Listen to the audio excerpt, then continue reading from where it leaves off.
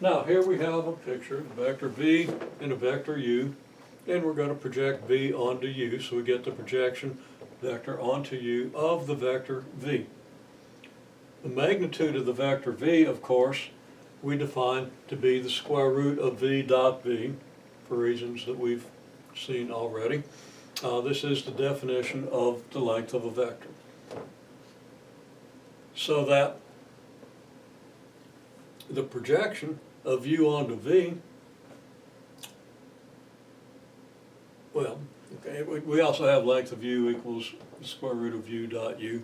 And now we want to do the projection onto u of v. Well, the magnitude of that projection, the length of the projection vector, is, as we've seen, the magnitude of v times the magnitude of the cosine of the angle between the two vectors.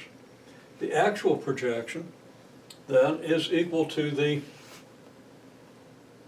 now I'm kind of skipping something here. I don't have the absolute value signs around cosine theta.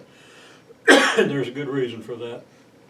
So you can kind of ignore the fact that I've left that off for a minute and then I'll explain it.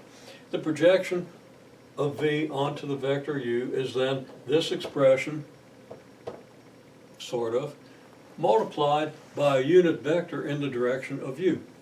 Now what's a unit vector in the direction of u? Well, the unit vector in the direction of any vector is equal to that vector divided by its magnitude, because when you divide a vector by its length, you get a vector of length 1, and that's a unit vector, and it's still in the same direction as the original vector. If I take 1/10 of a vector in that direction, I get a vector that's 1 unit long in that same direction. Dividing or multiplying a vector by a number doesn't change its direction, does it?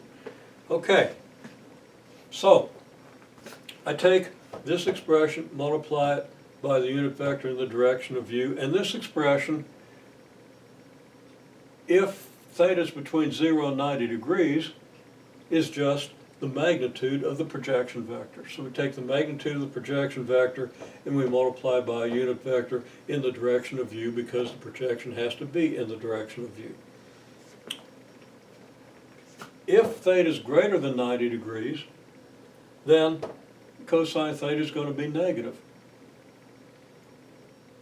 The magnitude of this is still going to be equal to the magnitude of the projection, but you're going to have a negative here.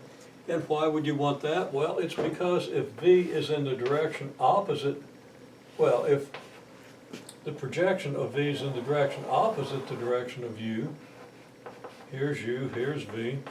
Remember that to do the projection, we extend our vector u to a line L, and we project v onto that line, and now you notice that the projection is, I don't know if you can read that word, but it says projection, is in the direction opposite u. So we're going to have to take a negative multiple of u to get this vector. And that negative multiple will just be this. And this expression is going to be positive if the projection is in the direction of u. It's going to be negative if the projection is in the direction opposite u, because if the projection is going to be in the direction of u, it's because theta is less than 90 degrees, which makes the cosine positive. If it's in the direction opposite u, well, theta's got to be greater than 90 degrees. This theta would be greater than 90 degrees. Its cosine would be negative, and it would give you a projection in the opposite direction. So, I'm going to kind of smear this out now. So, by taking the absolute value sign off the cosine, I get exactly what I'm looking for. And you might want to think that through. Now, there's an important theorem, if you wish, that you can prove about the dot product, and it's fairly easy to prove. It's just really an application of the law of cosines, although it might be a little bit hard to recognize. But it says that u dot v, the dot product of two vectors, is equal to the product of their magnitudes multiplied by the cosine of the angle between them. Now that's very convenient because, look here, we want the magnitude of v times cosine theta, don't we? How do you get the magnitude of v times cosine theta out of this? Well, you just divide both sides by the magnitude of u. Well, actually, okay, I'm going to get cosine theta, okay. We want the cosine of theta. I divide both sides by magnitude of u times magnitude of v, and that's what I get. So cosine theta is u dot v over magnitude of u multiplied by magnitude of v.